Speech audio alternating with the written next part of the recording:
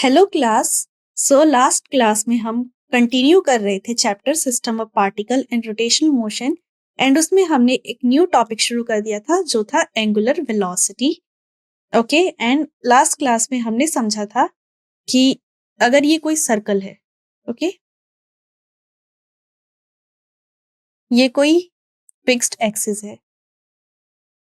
Circle पे यहाँ पर दो पॉइंट्स है जो कि सेम पार्टिकल के हैं। ये पी पॉइंट है एंड ये सर्कल अगर रोटेट कर जाता है तो किसी पी डैश पॉइंट पे पहुंच जाता है, ओके, जिसमें वो एक एंगुलर डिस्प्लेसमेंट कर रहा होता है किसी किसी डेल्टा टी टाइम पे। तो ओमेगा किसके इक्वल हो जाता है? Limit delta T tends to 0 delta theta by delta T, या फिर ओमेगा इक्वल हो जाता है D theta by D T. And हमने समझा कि एक रिलेशन होता है v equals to omega R, okay. जैसे कि ट्रांसलेशन मोशन में v कांस्टेंट होता था, ऐसे ही रोटेशनल मोशन में ओमेगा सारे पार्टिकल का कांस्टेंट होता है। एंड हम जानते हैं कि ओमेगा एक वेक्टर क्वांटिटी है, r एक वेक्टर क्वांटिटी है एंड वेलोसिटी एक वेक्टर क्वांटिटी है। तो कहीं ना कहीं वेक्टर प्रोडक्ट इन्वॉल्व होगा एंड फॉर्मूला निकल के आता है कि v वेक्टर इक्वल होता है omega vector cross r vector. ये फॉर्मूला निकल के आता है एंड ये रिलेशन होता है एंगुलर वेलोसिटी। ये जो ओमेगा है that is angular velocity,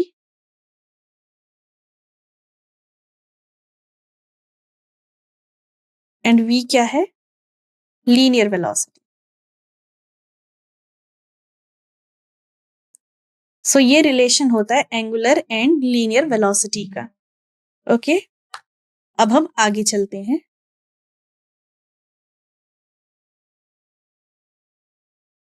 so omega cross r is perpendicular to omega and r vector. जैसा कि हम वेक्टर प्रोडक्ट की प्रॉपर्टीज के बारे में जानते हैं, हम जानते हैं कि v वेक्टर किसके इक्वल है? Omega vector cross r vector के। अगर ये हमारा ओमेगा वेक्टर है, ये हमारा ओमेगा वेक्टर है, ये हमारा r वेक्टर है, तो जो हमारा v वेक्टर होगा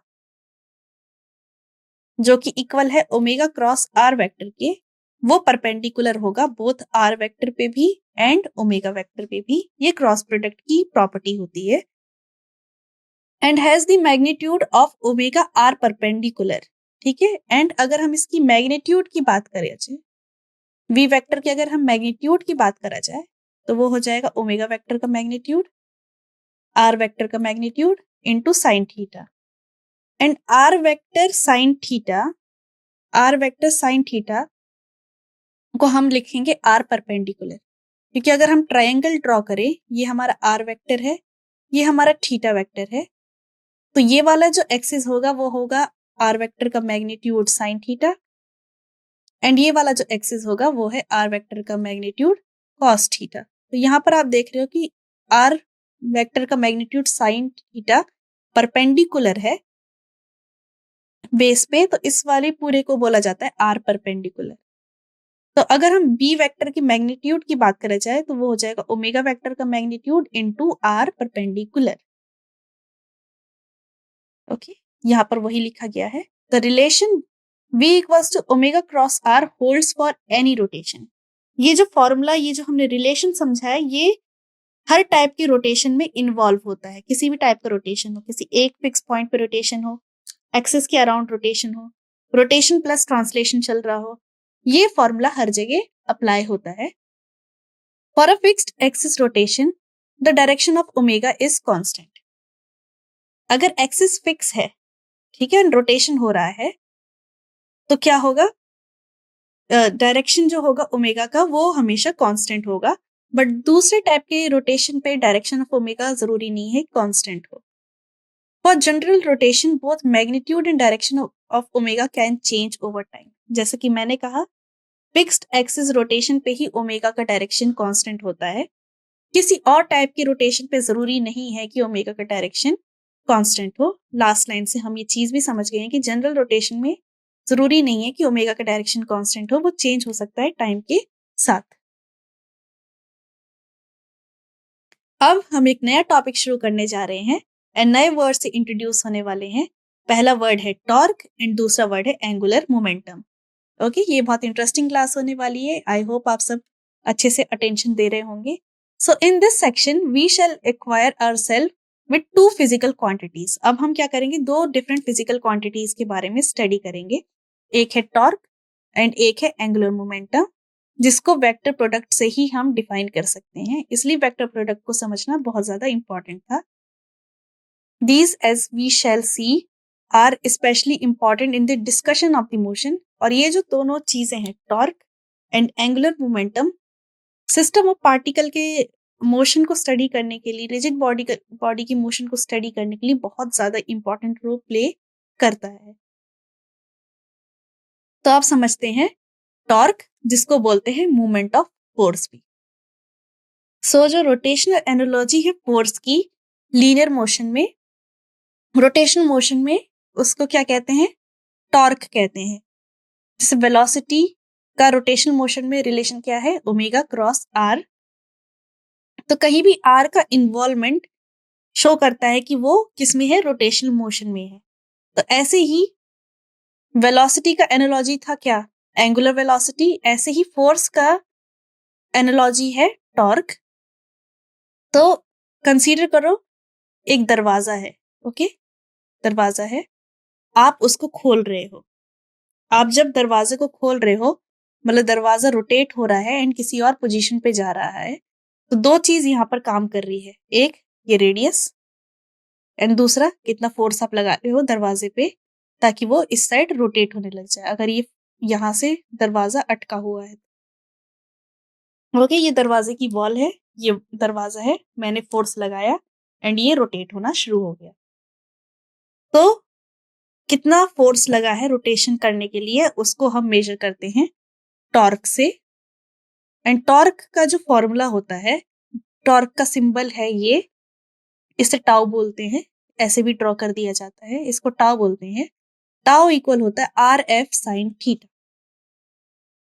मतलब जो टाउ वेक्टर है वो क्रॉस प्रोडक्ट है आर क्रॉस फोर्स का, कि वो रेडियस कितना है जिसपे वो रोटेट हो रहा है, क्रॉस कितना फोर्स लग रहा है। एंड ये टॉर्क का फॉर्मूला है। टॉर्क को कपल फोर्स भी कहा जाता है। अगर आर 0 हो जाएगा तो टॉर्क 0 हो जाएगा, फोर्स 0 हो जाएगा तो टॉर्क 0 हो जाएगा। अगर मैग्नीट्यूड फॉर्म में लिखा जाए तो टॉर्क हो जाएगा आर एफ साइन थीटा। अगर एंगल 0 या 180 डिग्री हो गया तो टॉर्क 0 हो जाएगा। ये वो कंडीशन है जहां पर टॉर्क 0 हो सकता है। आगे चलते हैं। अब आप समझते हैं एंगुलर मोमेंटम के बारे में।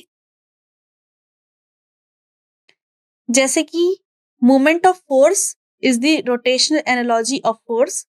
Moment of force means torque. जैसे कि टॉर्क एक रोटेशनल एनालॉजी है फोर्स का, ऐसे ही लीनियर मोमेंटम का रोटेशनल एनालॉजी है angular momentum.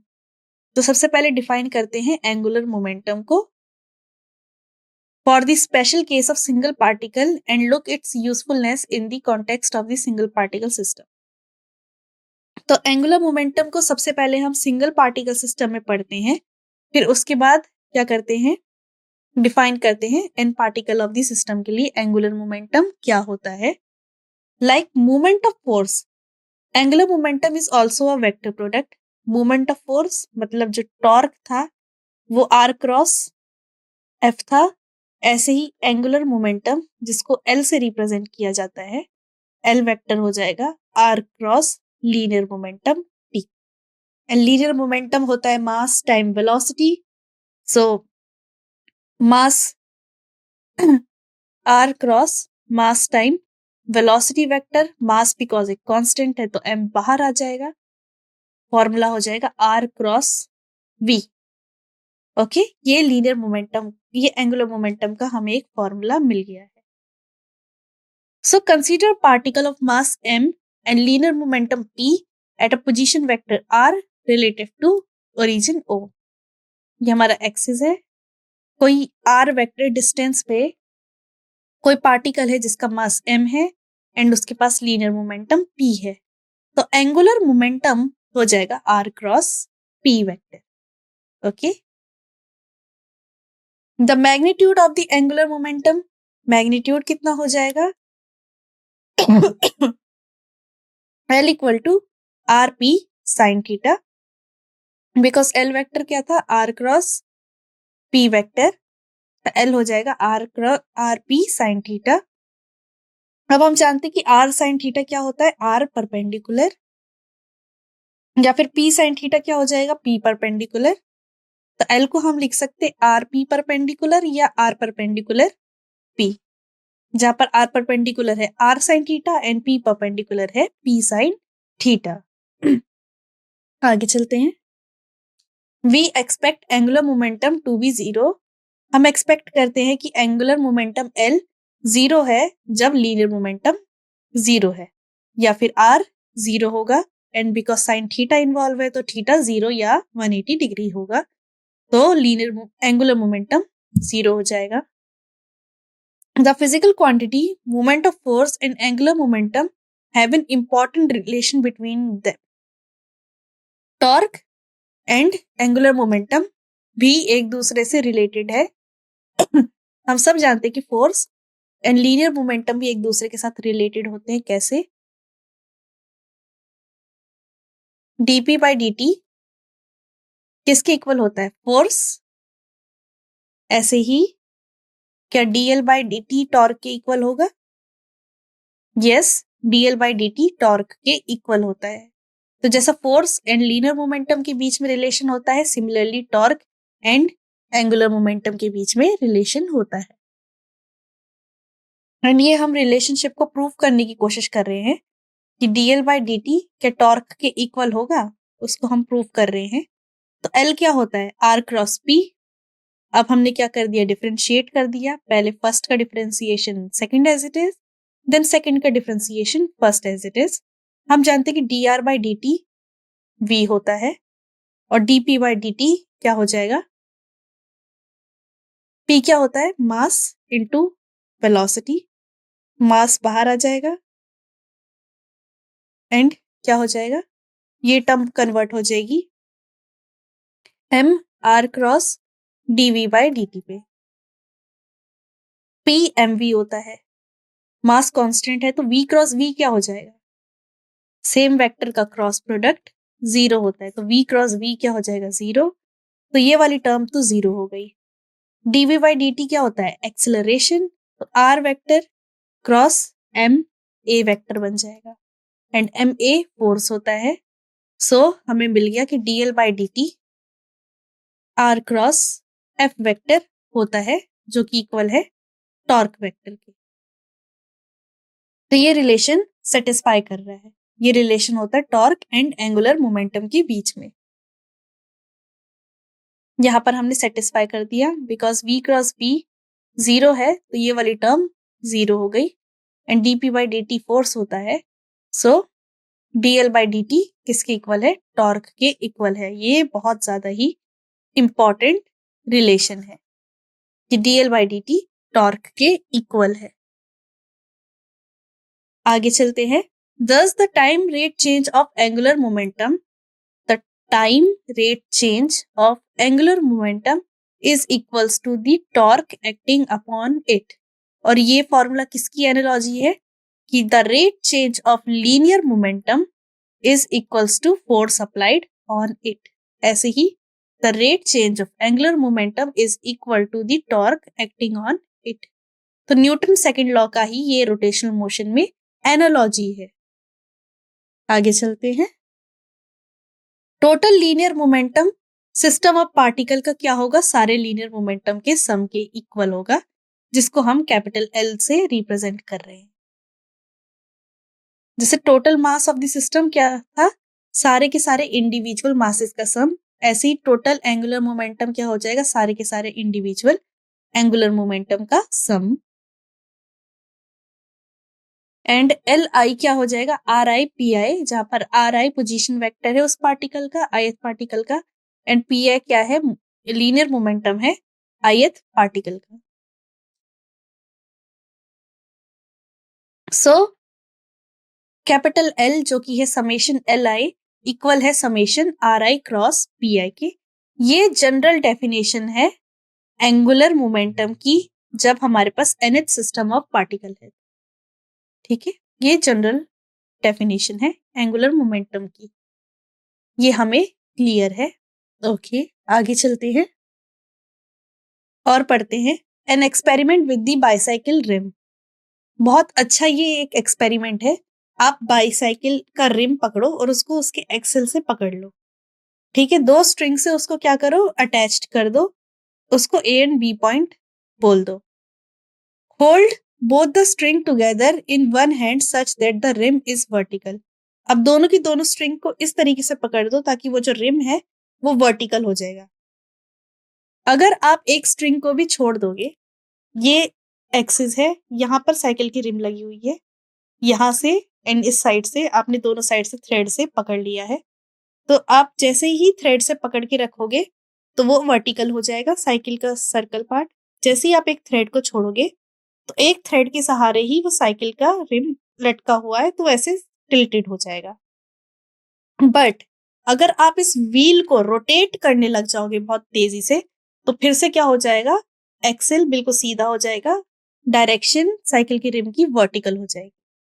Now keeping the rim in the vertical position with the both string on one hand, put the wheel in fast rotating around the axle। तो wheel को क्या करो, बहुत तेजी से आप रोटेट करने लग जाओगे, एक हाथ में ही वर्टिकल उसको पकड़ के, तो क्या होगा, बहुत तेजी से घूमने लग जाएगा। ये आपका एक एक्सिल है, ये आपकी साइकिल की रिम है, और यहां से आपने क्या किया, दूसरे थ्रेड से भी उसको पकड़ लिया। तो जब तक आपने दोनों थ्रेड से पकड़ रखा है, ये जो साइकिल का जो व्हील है ये सेंटर में है। ओके, जैसे ही आपने इस वाले को हटा दिया, थ्रेड को हटा दिया, तो ये क्या हो जाएगा, टिल्टेड हो जाएगा, क्योंकि एक साइड से सपोर्ट गायब हो गया। अब आप क्या करो, ये जो व्हील है इसको बहुत तेजी से रोटेट करना शुरू कर दो, एंड जैसे ही आप रोटेट करना शुरू करोगे आपको रियलाइज होगा कि व्हील फिर से सीधा हो गया है। एंड ऐसा क्यों हो पा रहा है, ऐसा हो पा रहा है बिकॉज ओनली फॉर, किसकी वजह से, एंगुलर मोमेंटम की वजह से। The rotation of the rim give rise to angular momentum. ये रोटेशन क्या कर रहा है, एंगुलर मोमेंटम को इंक्रीज कर रहा है, एंड एंगुलर मोमेंटम इंक्रीज हो रहा है तो एंगुलर मोमेंटम डायरेक्शन को चेंज कर रहा है। Determine the direction of this angular momentum. तो ये बहुत अच्छा एक्सपेरिमेंट है, घर पे भी करके देखा जा सकता है, एंड आप रियलाइज करोगे कि ये व्हील फिर से वर्टिकल हो गया है टिल्टेड होने की वजह, बिकॉज एंगुलर मोमेंटम खुद एक डायरेक्शन को राइज कर रहा है, जनरेट कर रहा है। Okay, when you hold the rim with the string of a, torque is generated, एक टॉर्क जनरेट हो जा रहा है, वही टॉर्क एंगुलर मोमेंटम को जनरेट कर रहा है। आप इस एक्सपेरिमेंट को ट्राई करके देख सकते हैं, ये बहुत अच्छा एक्सपेरिमेंट है एंड बहुत इजीली किया जा सकता है, एंड एंगुलर मोमेंटम को फील किया जा सकता है। We are now going to be, तो यहाँ पर क्या होता है, हमारा एंगुलर मोमेंटम पार्ट भी कंप्लीट हो चुका है। अब हम इस चैप्टर के नेक्स्ट पार्ट पे आ गए, torque and angular momentum complete हो चुका है। नेक्स्ट पार्ट पे आ गए हम equilibrium of a rigid body. अब हम equilibrium of a rigid body को स्टडी करेंगे। So now we are going to concentrate our motion of rigid body rather than one motion in general system. अब क्या कर, अभी तक हम क्या कर रहे थे, बहुत सारे पार्टिकल्स हमने कंसीडर करे थे, एंड ये इसको हमने कहा था कि ये एक सिस्टम है। अब इस पूरे सिस्टम को पढ़ रहे थे। इस पूरे सिस्टम का हमने क्या किया था, सेंटर ऑफ मास की पोजीशन निकाली थी, हमने वेलोसिटी निकाला था सेंटर ऑफ मास का, हमने एक्सेलरेशन निकाला, हमने एफ एक्सटर्नल निकाला, हमने सेंटर ऑफ मास का मोमेंटम निकाला। अगर इसको किसी एक्सिस से रोटेट कराया जाए तो हमने एंगुलर वेलोसिटी फाइंड आउट कर ली, हमने लीनियर मोमेंटम फाइंड कर लिया, हमने टॉर्क फाइंड कर लिया। तो ये सब सिस्टम ऑफ पार्टिकल्स में हो रहा था। अब हम क्या करेंगे, रिजिड बॉडी ले लेंगे। ओके, रिजिड बॉडी जिसके पार्टिकल्स बहुत ज्यादा ही क्लोजली अटैच्ड है, फॉर एग्जांपल सिलेंडर।